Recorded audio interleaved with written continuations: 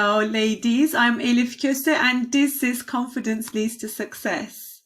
I love bringing women to this platform to share their stories in their business, in their life, and how they started and how they got to where they are, to inspire you to don't second guess yourself. I have this morning Dara Ford with me. I have been following her, and her exquisite tailoring skills is just so good. As you know, I'm a fashion designer, and when I see something is done in excellence, I just can't keep my eyes off of it. Dara Ford is a woman's bespoke tailor. She's based in London, and she has this unique approach to design and garment cutting, honed over more than 20 years working in luxury fashion. At the heart of her business is the belief that women are beautiful in the shape they are, and I totally agree with her, because it's and her motto is there is no perfect size, only the perfect fit. And I'd love to welcome you on the stage, Dara. Welcome. Hello, good morning. Good morning, welcome. I know I've just told about, like, you've been working in luxury fashion for 20 years. And tell us a bit more about how you've started and what made you become the Dara Ford design. It's quite interesting looking back. It seems like a very streamlined journey, and that I sort of had it all mapped out when I really didn't. But I guess I started creating clothes for myself as a teenager, and when it kind of came to finishing school and figuring out what to do next, the only thing I really knew is that I wanted to be in a creative industry, and I didn't want to have a kind of desk job. That was my criteria. Did you study fashion? I did, but first I did an apprenticeship in haute couture. That was a 3-year program, and that was really brilliant because it gave me fantastic foundations in hand sewing. It was purely sewing, so it didn't involve pattern cutting at all. No design work, but I was translating the woman who led the atelier, and so I was translating what she had cut and designed into garments, making them up. And it was a great place to learn and work with really beautiful materials. Very tough as well, because it was mentally a very difficult work environment. But yes, it was a good foundation. And from there, I then studied fashion design. I applied to universities in London because I just knew I wanted to be in London. So I grew up in Germany, even though I'm British Canadian, so that's why my accent is quite mixed. But I just knew I wanted to be in London because it's such an amazing place, very it's like heart of fashion, isn't it? Yes, exactly. I felt like everyone can be themselves in London. You can express your style in any way. You just need to hop on the tube and you can get so much inspiration. So that was always my goal. And I was very, very lucky and fortunate to be offered a place at the University of Westminster, and wow. Got my degree there. And straight after university, again, very fortunate to get a job at the high end of fashion. So I started working for a small London startup, which had just won New Generation. So that was just a great experience for me to kind of deep dive into Fashion Week and also experience, fashion production. So the brand at the time was producing in China with a kind of office in Hong Kong that helped us sort that out. But it was very challenging, dealing with production issues overseas, and a great learning curve for me. Yeah. That's brilliant. That's so good. But you started your business as just a bespoke tailor, creating as and when you had an order for each client, or how did you actually kick-started the whole thing? So actually, I set up my business initially wanting to wholesale my own collection, and that was what I had known from the job I was in. So I sort of wanted to follow that model. So I wanted to create my own collection, sell it to boutiques and department stores around the world, and build my business that way. There's a few reasons that never really quite took off, and I think the biggest reason probably is that I didn't pursue it with the commitment that would have taken. So several reasons. I think one, it was poor timing. I went self-employed in 2008, which was just before the financial crash. So I think it was a bad time for new fashion businesses to start, because a lot of the boutiques were very nervous about taking on anybody new. The other reason I think also is you need very deep pockets, actually. So a lot of boutiques want to see that you've been around for 3-4 seasons before they invest in you. And if you think that it costs about £10,000 to produce a sample collection, that is a lot of money you need to come up with before you can even start making money. And then I think the third reason was also that I knew from the role I had been in that a lot of the high-end boutiques would only buy up until a size 12. So even though we offered not a huge range of sizes, we offered size 8, 10, 12 and 14 in the company I was in. Even the size 14 was hardly bought. And so was it unsold, do you mean? It means they just didn't place an order for those sizes. Oh, I see. Okay. So a lot of fashion boutiques would only order clothing up until a size 12. I do think it has changed since then. I mean, this was more than 10 years ago. But at the time, I just felt like the majority of women are being excluded from this luxury fashion experience. And if you think that the average size woman in the UK is a 14 to 16. Exactly. I was just wondering, who were they selling these clothes? Exactly. The average woman was not being given an opportunity to buy these beautiful clothes. And so that was always a mismatch with my own values.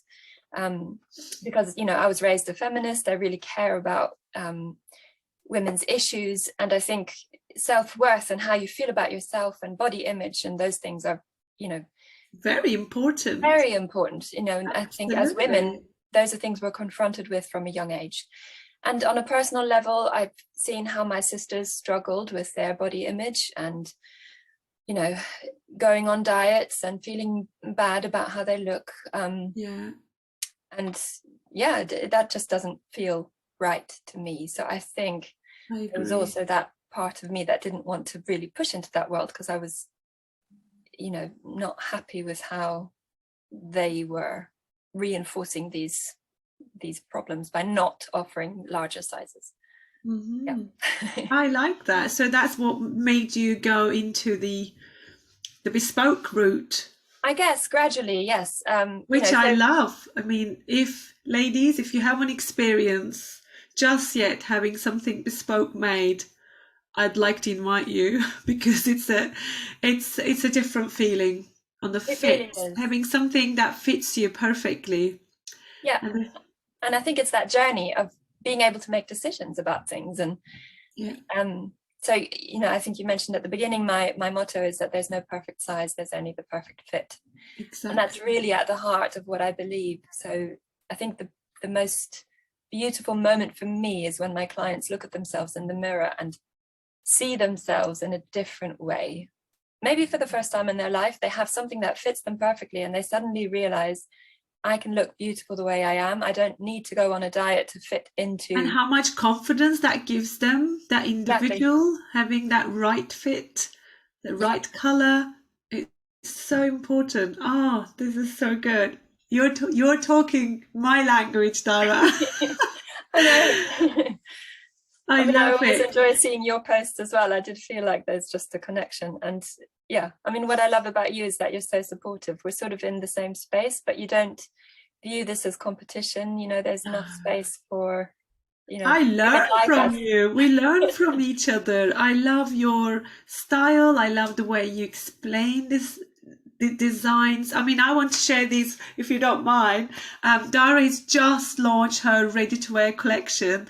Launching, but I think by the time we broadcast this interview, you will have launched. So you are going to love them.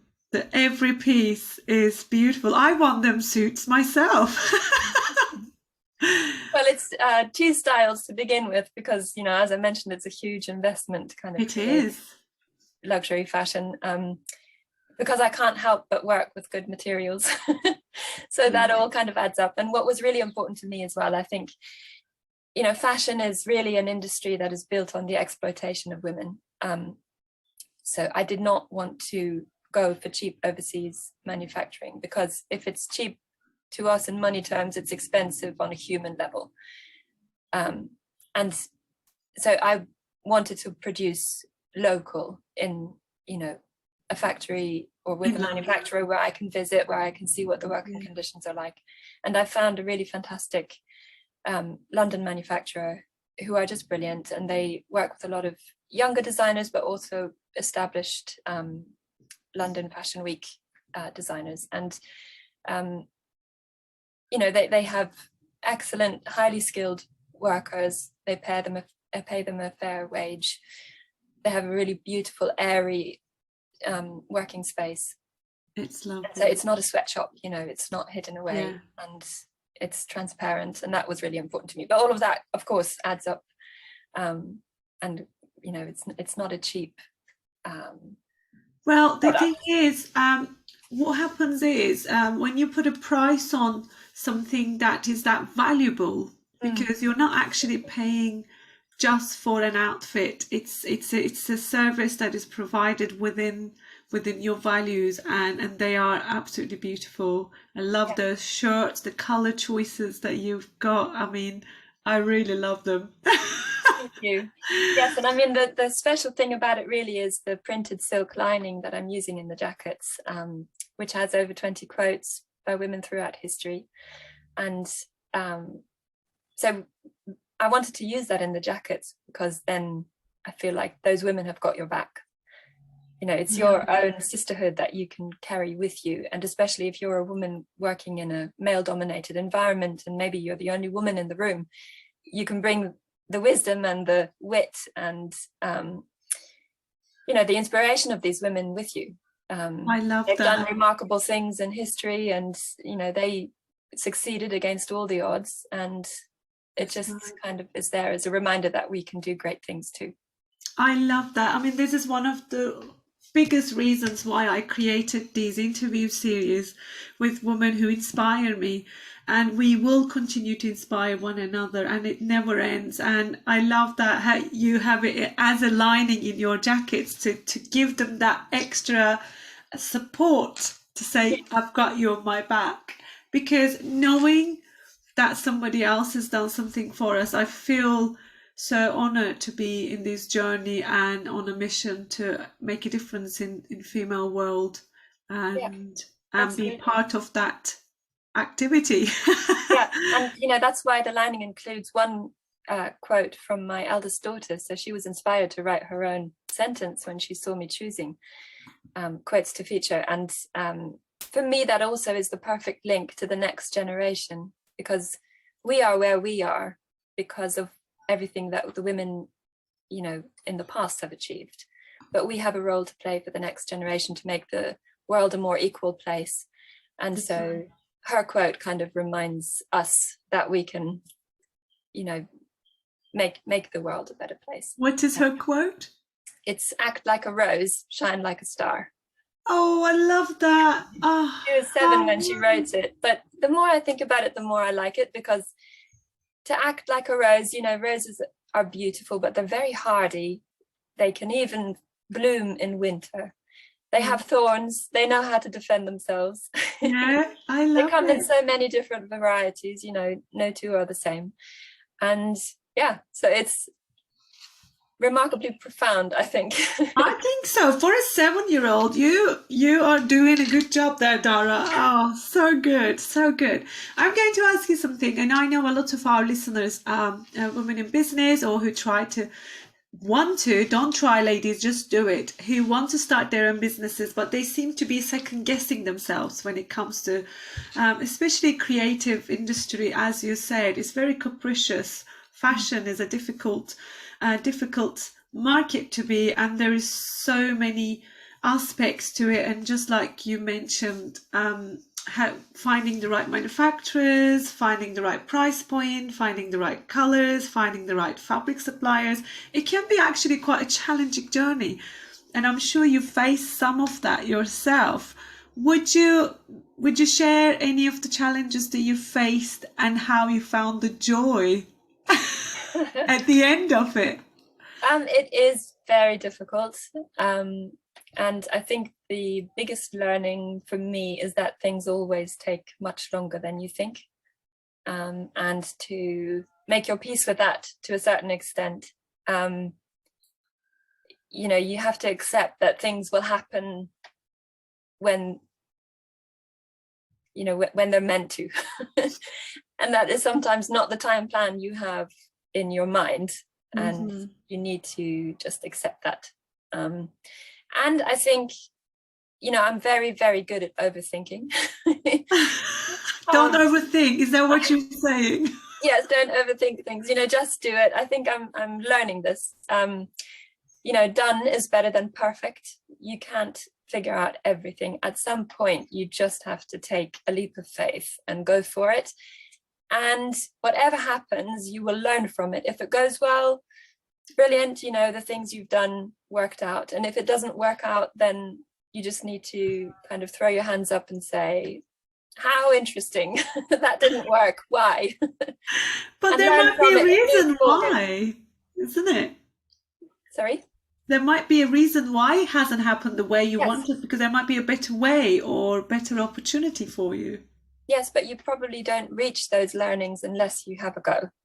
Exactly. So I think there is always a way. And yes, you do need to compromise sometimes.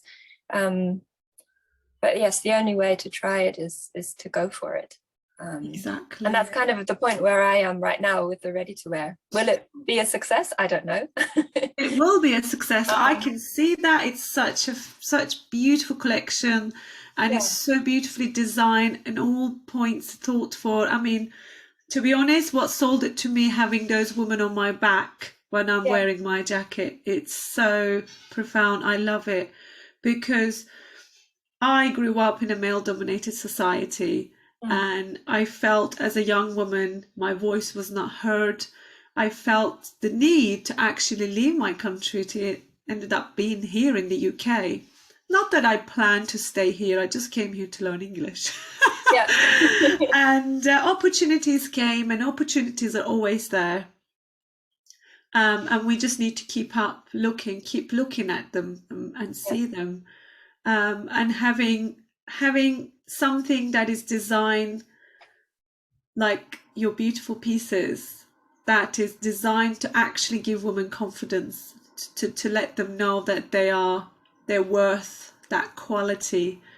They're worth that intricate work that you choose rather than just another jacket.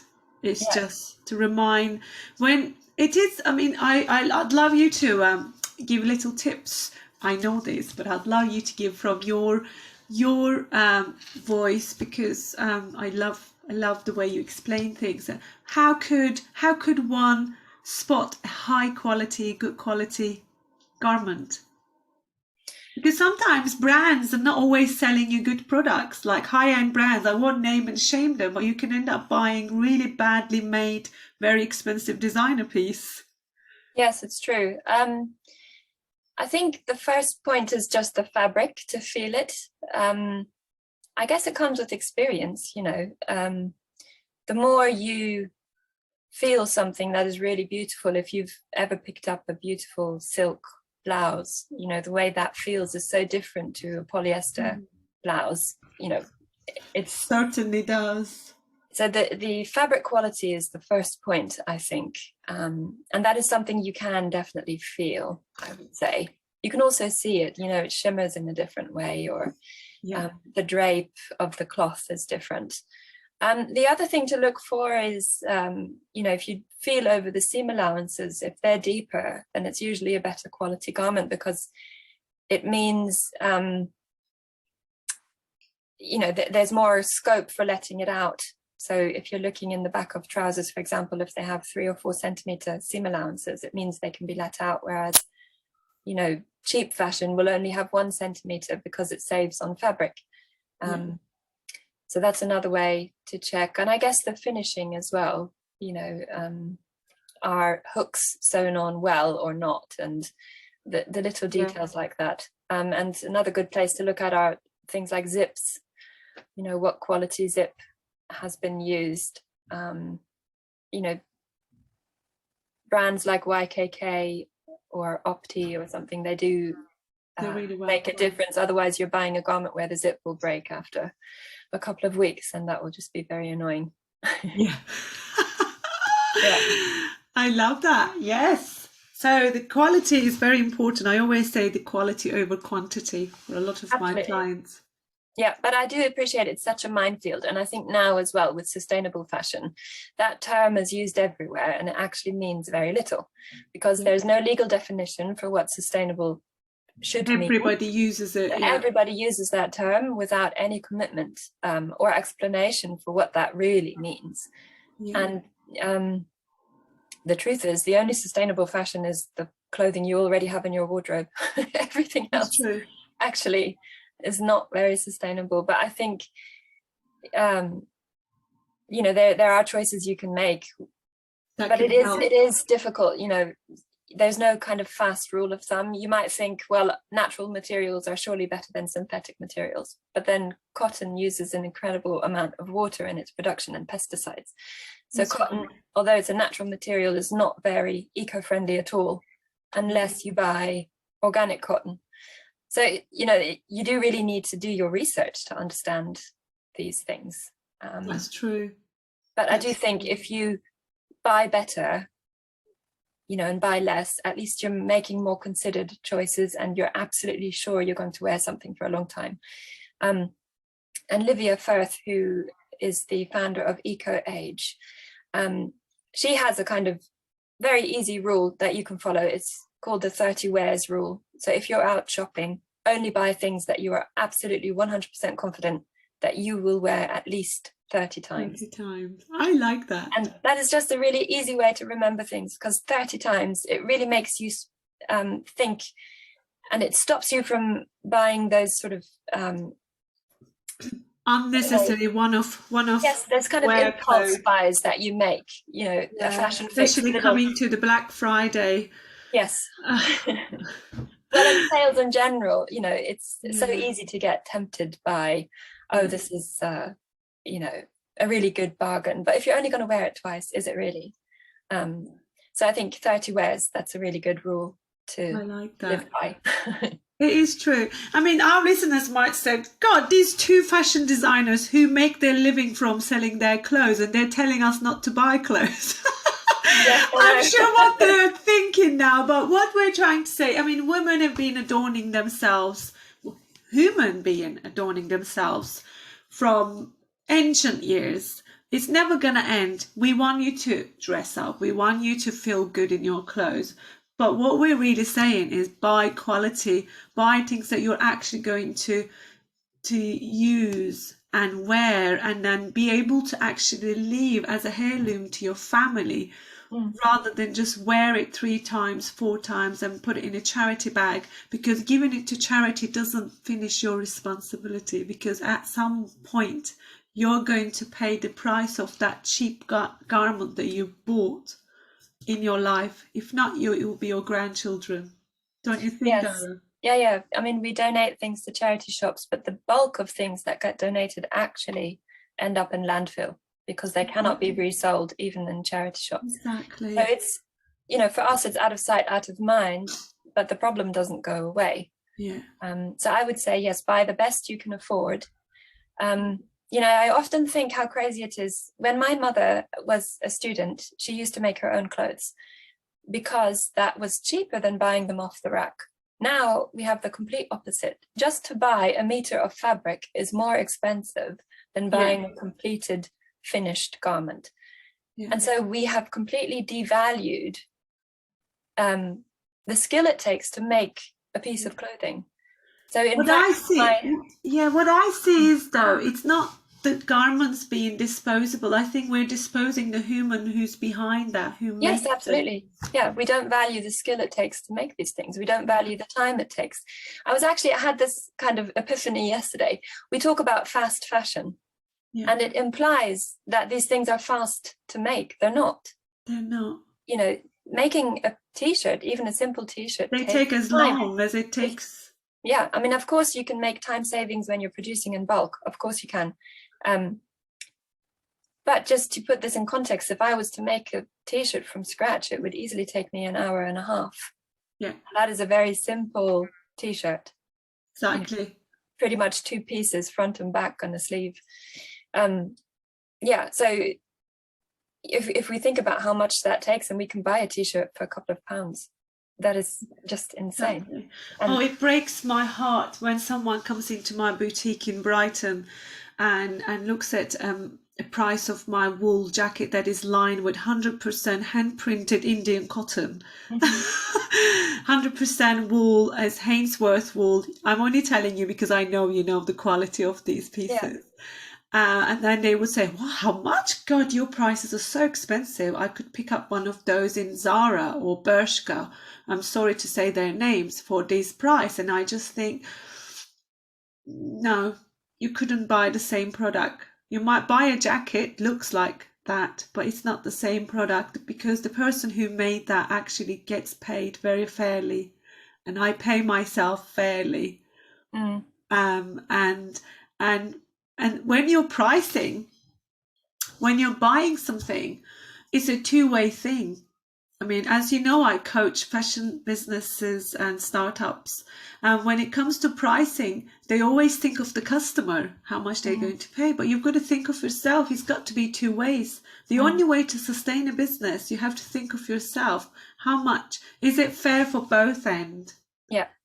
And when I have these kind of really hard conversations with my customers, they don't actually become my customer. Customer only becomes when they buy from you.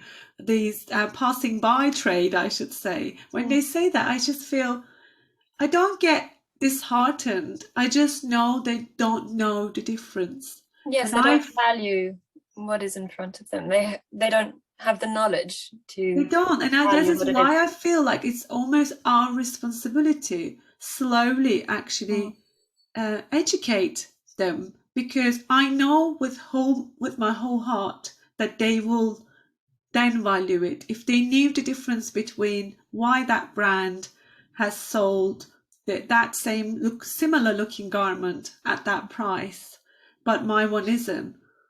I think they will value that. And they will understand the cost of it.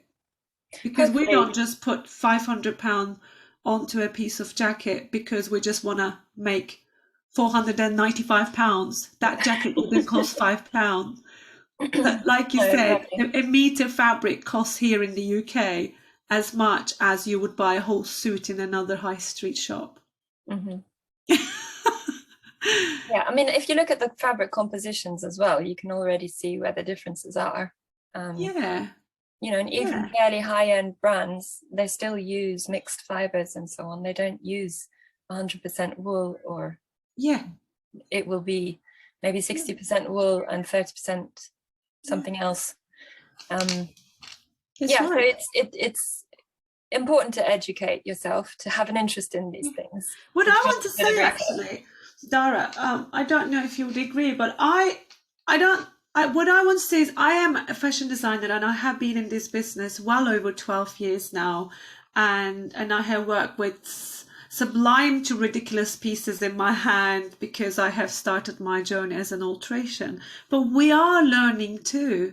We are learning. We are seeing the differences in the fabric and how they dispose and what kind of effect that it has got on the environment. We are also learning. And as we're learning, we're sharing it with you. Like you said, the disposing of a mixed fibered garment is harder than 100% polyester. Yes.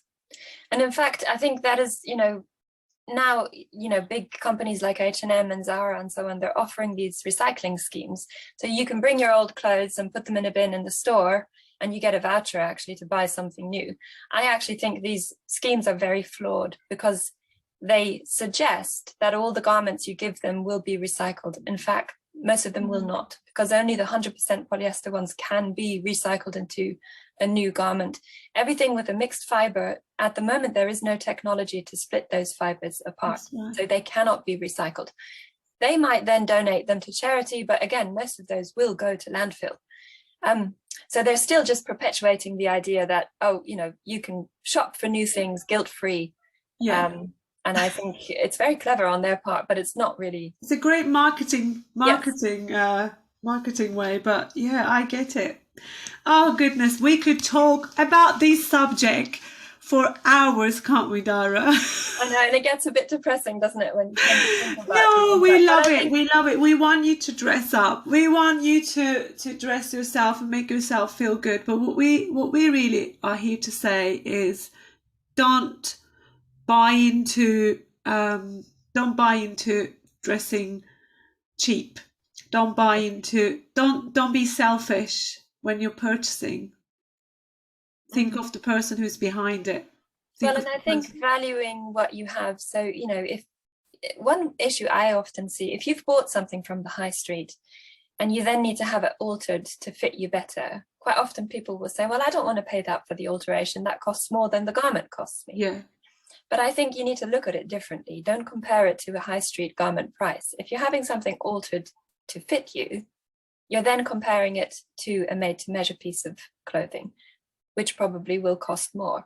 So, you know, we need to rethink how we value clothes. And I think if you can get something to be made to fit you perfectly, whether that's through an alteration or made from scratch, that has a whole different value than just buying something off the rack. So yes, maybe you buy something cheap, but you invest the money to have it altered to fit you. And if that's valuable. That is valuable, exactly. I love you said that, because as you know, I also have an alteration business, which is my startup business, and it's still going strong. And we get those kind of conversation. Oh, that jacket only cost me so much, and you think, yes, but how about my time? Yeah. You know, how about us being here? We're providing you. We're here. You could just walk in to get this service, so you have a perfect fitting garment. That is valuable. Have a think again. And most of them actually eventually say yes, but yeah, I like again, that. it's just understanding what goes into doing something. Yeah. And doing Years it well. of experience, the time that goes into it, and the love. I mean, we love creating things like that. Yeah, absolutely. We actually for our tailoring, for my tailoring business, our motto is don't ditch it, fix it. Oh, I love that. I might have to steal that. Yes. Yeah, absolutely. I think, you know, once the you know, high street fashion is always going to be out there, and it's not to completely talk it down. It has a purpose and it has a place. But yes, if we can get those things altered to fit us better, meaning we can enjoy them for longer and feel better when we wear them, then that is worth doing. Exactly. You know, so I love it. Dara, that. you have added so much value to my interview series. I must just say thank you again for being here. And ladies, you must follow Dara, her beautiful work and her tips when it comes to fit and style, and her collection is worth seeing. Really beautiful. Thank you. It's been a real pleasure to talk to you. Thank you. I'll leave all the details of Dara on the show notes. You will be able to reach out to her. And if you're maybe nearby her, you might get her to make you a really nice, stunning suit or a shirt.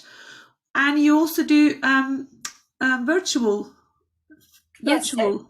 Don't you? For made to measure, I can do virtual consultations. Yeah. Exactly. So the distance is not a problem. We can do it. We can make you feel perfect and give you that confidence you need. Thank you, ladies, for being here. Thank you, Dara. It's been great. Thank you. Thanks, everyone. See you at the next episode. Bye-bye.